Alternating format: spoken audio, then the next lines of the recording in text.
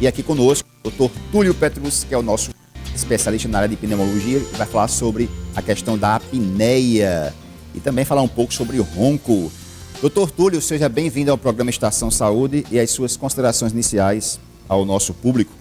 Bom dia, né? É um assunto muito relevante, ainda é um assunto um pouco polêmico, mas assim, existe uma tendência que no futuro seja um dos assuntos mais comentados da área médica, porque quem não conhece, quem não tem na família alguém que ronca, né? Isso pode gerar uma preocupação futura para esse paciente. Com certeza, e é nosso dever hoje exatamente aqui no Estação Saúde falar um pouco sobre a apneia. Se você ronca, a tendência de você ter apneia é muito grande. Aliás, temos até alguém na equipe aqui que tem esse problema do ronco, mas não sabemos se ele tem apneia. Para isso tem exames específicos. E muitas vezes chamado de trator, britadeira e até mesmo de urção, né? Se você tem esse apelido, possivelmente você já está com a apneia muito evoluída. 30% da população, né, normalmente descobre só depois que casa. Doutor Túlio, mas vamos entender agora, né, através da sua especialidade, apneia. O que vem a ser apneia? Bom, o termo apneia se traduz de uma interrupção parcial ou total à passagem do ar, certo? Então essa como eu falei, essa interrupção ela pode ser parcial, certo? Não havendo uma obstrução total, e em casos mais avançados da doença, essa obstrução pode ser total, trazendo muitas consequências da ordem cardiovascular, da ordem física e cognitiva para esse paciente. As pessoas devem estar se perguntando, o que ele está falando na questão é o ronco? Não, ele vai exatamente agora explicar a diferença entre ronco, né, e apneia. Porque segundo o especialista, a apneia seria o bloqueio dessa passagem do ar.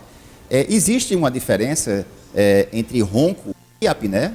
Sim, o ronco é apenas um sinal clínico, né? É um sinal clínico que pode haver apneia associada. O ronco é um ruído, certo? Causado pela obstrução parcial ou total da passagem de ar pelas vias aéreas superiores. Esse ronco pode ser, na maioria das vezes, ele é acompanhado de apneia, certo? Que é a doença, que é a síndrome. O ronco é uma questão social. Geralmente, quem ronca percebe. O diagnóstico é dado por algum familiar, certo? Pela esposa, pela filha, que traz esse paciente para o consultório para se tratar. Então, a gente chama a atenção para a questão familiar também, que o ronco, ele atrapalha, primeiro, a cônjuge, a dormida do cônjuge, a dormida da filha, mas certamente pode vir por trás vários problemas sérios de saúde. Ok, e para você entender melhor a explicação do nosso especialista, estamos aqui hoje com ele, Dr. Túlio Petrus, que é o nosso consultor na área de pneumologia, faz parte do grupo da Clinar.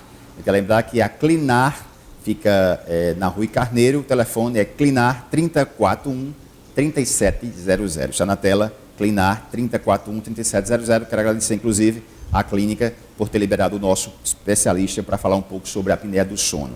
Diretor, vamos colocar na tela agora um vídeo, né? Um vídeo bem explicativo, mostrando passo a passo como é que é essa passagem do ar para o pulmão. Na tela do Estação Saúde.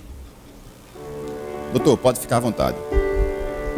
Bom, aí um indivíduo em decúbito dorsal, que predispõe já por si só, predispõe o ronco. Aí nós temos a passagem do ar pelas vias aéreas superiores, pela rinofaringe, pela orofaringe. Uma flacidez da musculatura que causa a obstrução dessa passagem do ar, que, como eu falei, ela pode ser total ou parcial. Existem casos assim de pessoas que têm predisposição a ter essa apneia? Bom, existe um grupo de risco para se ter apneia, para se roncar.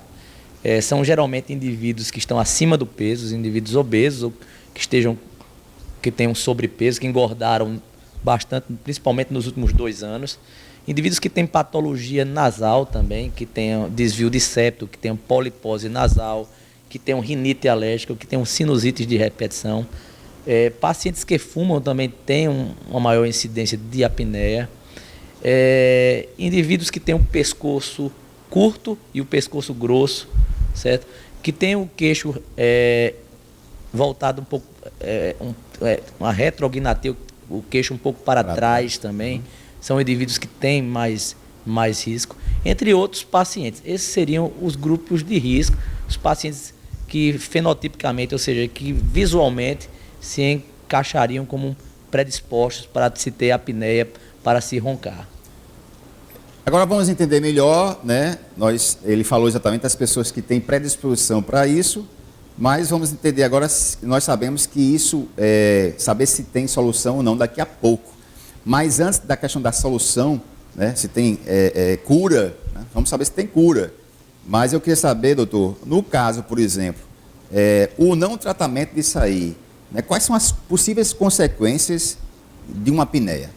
Bom, a apneia do sono ela deve ser encarada como uma doença grave, uma doença importante. As consequências clínicas, primeiro, são da ordem cognitiva.